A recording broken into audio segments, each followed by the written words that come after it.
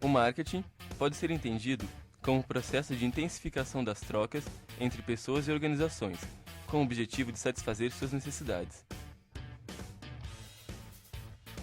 É possível comparar o consumidor com um iceberg. Icebergs são grandes blocos de gelo que flutuam nos oceanos, e apenas 10% de sua estrutura fica na superfície. Assim é o consumidor. Apenas o topo é visível pelas empresas e pessoas, sendo que suas reais motivações ficam ocultas, assim como o resto do iceberg.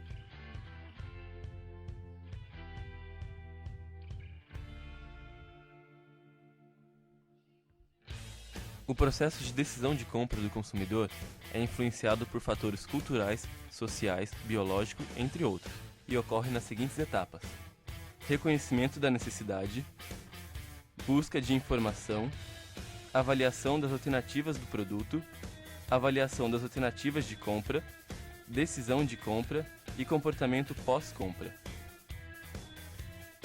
Quando os consumidores trabalham em conjunto, na maioria das vezes, trabalham para atender as necessidades e desejos de um determinado grupo ou subcultura a que pertence ou quer pertencer.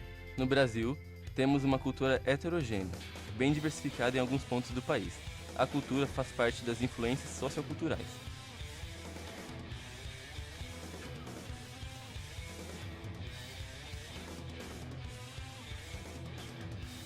Por meio dos grupos de referência, como família, amigos e classe social, o consumidor sempre busca estar dentro dos padrões destes grupos.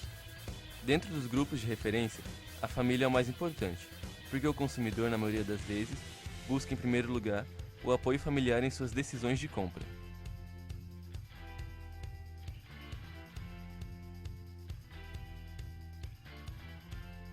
Os indivíduos consomem para satisfazer um determinado desejo e para atingir essa satisfação usam a motivação. Um tiozinho chamado Maslow desenvolveu o mais conhecido estudo sobre as necessidades que motivam o ser humano. Ele criou uma hierarquia dessas necessidades, as ordenando das mais simples para as mais complexas. A primeira delas é a necessidade fisiológica. Essas necessidades são básicas e fundamentais para a vida humana, como comida, respiração e água. A segurança vem em seguida. Esta é responsável para a proteção do corpo. Depois vem a social, e como o próprio nome diz, é a necessidade de participar de um determinado grupo, e abrange aceitação, afeto e relacionamento.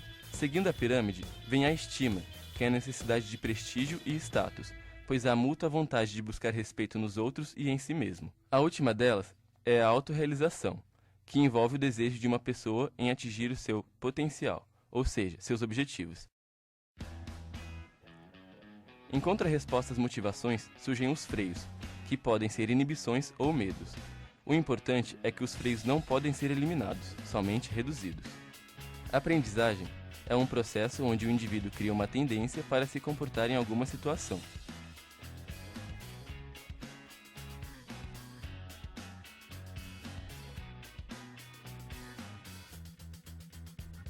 Por meio do aprendizado, as pessoas criam atitudes. Elas são predisposições para agir de forma favorável ou desfavorável a um determinado objeto.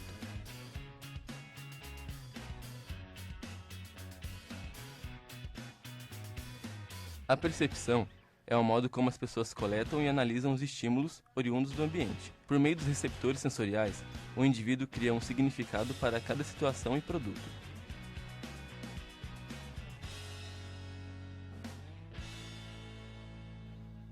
As cores são elementos visuais muito utilizados nas propagandas e anúncios, e são muito importantes. As cores entram em contato direto com o subconsciente dos consumidores, e cada uma age de uma determinada maneira. O vermelho, por exemplo, estimula o consumo no caso dos alimentos.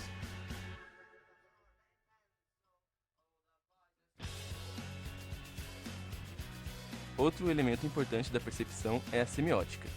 Para a semiótica, toda informação de marketing possui três componentes: o objeto, que é o produto foco, o signo, que é a imagem sensorial que o conteúdo apresenta, e a tradução, que é o significado.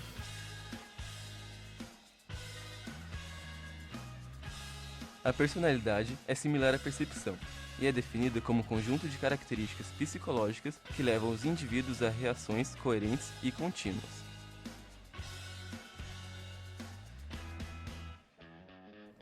A satisfação é a sensação de prazer ou desapontamento percebido de um produto em relação às expectativas do comprador. ela está dentro do estágio de comportamento pós-compra, e as atitudes geradas irão definir se existirão novas compras. Por meio da avaliação pós-compra, é possível definir se houve satisfação ou insatisfação.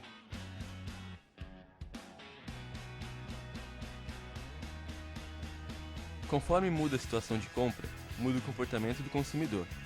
O layout, a fachada, os aromas e os sons são os principais fatores de influência ao consumidor nos pontos de venda. Na hora da compra, esses fatores determinarão quanto tempo o consumidor permanecerá na loja, assim como quanto o consumidor gastará na loja. O ambiente social trata-se das pessoas informatizadas no ambiente de compra. Pesquisas revelam que consumidores acompanhados passam mais tempo nas lojas do que quando estão sozinhos.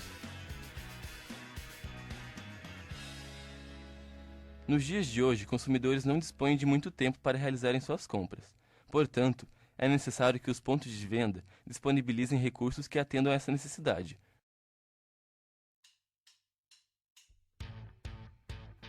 O estado de espírito e a predisposição são classificados como humores. São aquelas situações em que ficam evidente que o consumidor está estressado, com sono, fome ou dor. São os estados vulneráveis do consumidor, os mais influenciáveis. Entre 1980 e 1990, os blocos econômicos e a globalização se solidificaram, e com isso surge um novo consumidor, o consumidor global. Ele consome produtos multinacionais, como Coca-Cola, Nike, Apple e Sony. Cada cultura tem seus costumes, religiões, símbolos e idiomas. Então, empresas multinacionais precisam se adaptar às culturas do local onde pretendem atuar. O novo consumidor é mais individualista, independente e bem informado, além de consumir bens e serviços no mercado global. Por isso, é importante que os profissionais de marketing sejam atualizados e flexíveis, para que eles atendam às necessidades e desejos dos novos consumidores.